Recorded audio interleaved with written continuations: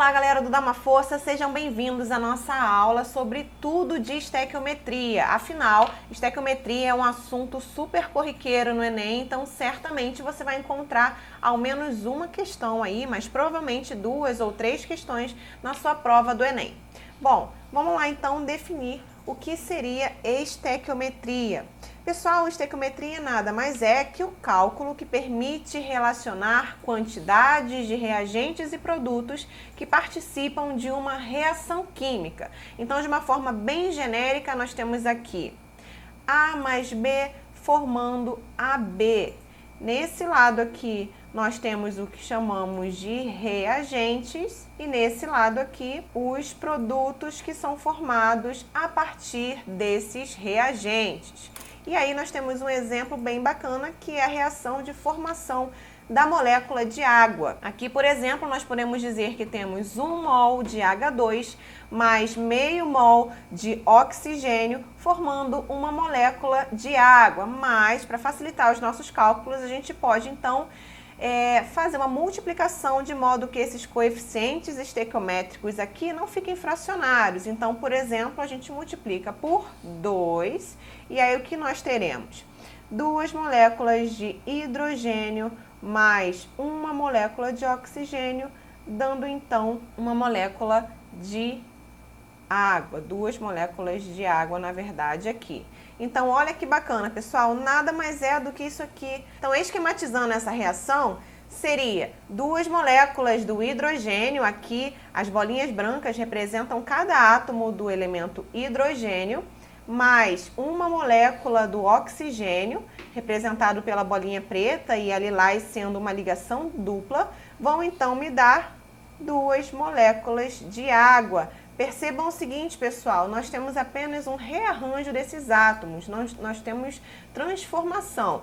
Então, tudo que tiver de um lado terá que ter também do outro lado, isso tudo de acordo com a lei de Lavoisier. Então, percebam que aqui nós temos 4 átomos de hidrogênio e aqui também teremos 4 átomos de hidrogênio, o mesmo acontece com o oxigênio. Ok? Então, é só para exemplificar como acontece uma reação química bem simples.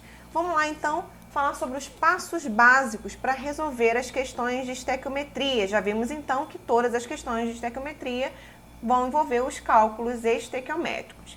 Primeira coisa, pessoal, vocês devem escrever a reação química. E aí, na prova do Enem, esse passo aí geralmente não é necessário porque a maioria das questões do Enem já apresentam a reação química descrita, mas não é obrigatório. Você precisa saber dar nome às moléculas, todas ali da química orgânica e da química inorgânica também, para você conseguir escrever a reação química se for necessário. Mas para o Enem esse passo aí quase nunca vai ser utilizado.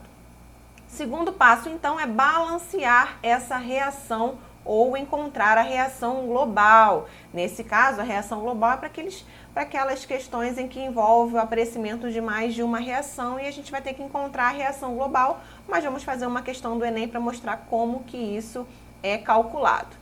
E aí eu tenho uma dica para você. Quando que nós sabemos que precisamos balancear a reação? O que eu mostrei lá no esquema é que tudo que tiver de um lado, no lado dos reagentes, tem que estar nos lados dos produtos também. Então, pessoal, vocês precisam balancear de modo que as quantidades estejam exatas. Mais uma dica prática é, observem a reação. Se o coeficiente estequiométrico dela for igual a 1, ou seja, não tiver nenhum númerozinho ali antes de cada composto, você já tem um indício grande de que a reação não está balanceada. Por exemplo, se nós tivermos uma reação entre o ácido sulfúrico mais o hidróxido de sódio, é uma neutralização e nós temos então o que como resultado dessa reação? Um sal e uma água. Então, nós teremos o sulfato de sódio mais a molécula de água. Suponha que seja exatamente essa reação o que o Enem quer trabalhar no cálculo estequiométrico. E aí, observem o seguinte, olha aqui, o coeficiente estequiométrico dessa reação é igual a 1. Não tem nada aqui, nem aqui, nem aqui, nem aqui. Então, isso já é um indício de que a reação não está balanceada. É claro que há reações em que, de fato, os coeficientes são iguais a 1, Mas se não for, isso a gente já tem que ficar como uma observação para, de fato, verificarmos e balancearmos a reação. E, de fato, ela não está balanceada, pessoal. Percebam aqui, a gente sempre começa a balancear pelos metais. O hidrogênio e o oxigênio é sempre ao final. Você balanceando todos os outros elementos, ao final, provavelmente, muito provavelmente, o oxigênio e o hidrogênio já vão estar também automaticamente balanceados. Então, por exemplo, começando pelo metal sódio. Aqui nós temos apenas um átomozinho, enquanto aqui nós temos dois. Então, nós precisamos balancear. Vamos colocar um 2 aqui. Ok. Agora a gente pode começar, a gente pode prosseguir então com o enxofre, que é o próximo aí. Nós temos aqui o enxofre e aqui também o enxofre. Só que olha só, o que a gente pode fazer como um macete de prova? A gente pode balancear já o sulfato como um todo. Então, aqui nós temos um sulfato, aqui nós temos um sulfato. Ok. E agora vamos ver então se o oxigênio ele está balanceado. Aqui nós temos 2 oxigênios e aqui nós temos 4, 6 no total aqui. E aqui nós temos 4 oxigênios e mais umzinho aqui. Opa, tem alguma coisa errada. Vamos então partir para o hidrogênio. Hidrogênio temos 2 aqui e 2 aqui, 4. Enquanto aqui só temos 2, então precisamos colocar 2 aqui. Lembrando que esse coeficiente multiplica todo mundo. Então agora vamos ver se o oxigênio, que é o último, está balanceado ou não. Temos 4 e 6 aqui, já tínhamos visto. E agora sim, 4 mais 2 aqui, 6 também, relação completamente balanceada. Então, observem isso, olhem a reação e vejam se ela precisa ser balanceada mesmo, porque isso vai fazer toda a diferença, porque a gente precisa relacionar a quantidade exata de mols nos nossos cálculos. Depois disso, a gente precisa relacionar o que é dado ao que é pedido, tem que ter muita atenção nesse caso. E isso a gente só consegue realmente resolvendo exercícios com a prática das questões, porque nas questões de cálculo estequiométrico é fornecida uma série de informações e você precisa relacionar apenas o que é dado ao que é pedido para não fazer uma regra de 3 desnecessária ou até mesmo errada. Depois disso, então, você pode proceder aos cálculos, pessoal. Então, vamos lá fazer um exemplo bem simples de como seria um cálculo estequiométrico. Seguinte, ele pergunta assim: calcule a massa em gramas de água produzida a partir de 8 gramas de gás hidrogênio. Como que você pode resolver essa questão? Uma questão bem simples, aquela forma que eu falei ali. Você tem o hidrogênio mais o oxigênio, dando então 2 moléculas de água. O que ele quer saber é calcular a massa de água aqui, ó, quando nós então usamos 8 gramas de gás hidrogênio. Vamos lá fazer isso? Precisamos escrever a reação, que nesse caso vai ser H2 mais O2, nos dando a água. É claro que isso não está balanceado. Nós sabemos que são 2 moléculas de H2 formando 2 moléculas de água. Balanceei a reação, agora o próximo passo é relacionar o que é dado ao que é pedido. E ele quer justamente que a gente calcule a massa em gramas. Isso também tem que ser uma observação, porque pode ser que ele peça em miligramas, em quilogramas, e a gente tem que fazer a conversão disso. Ele quer saber a água produzida, a massa,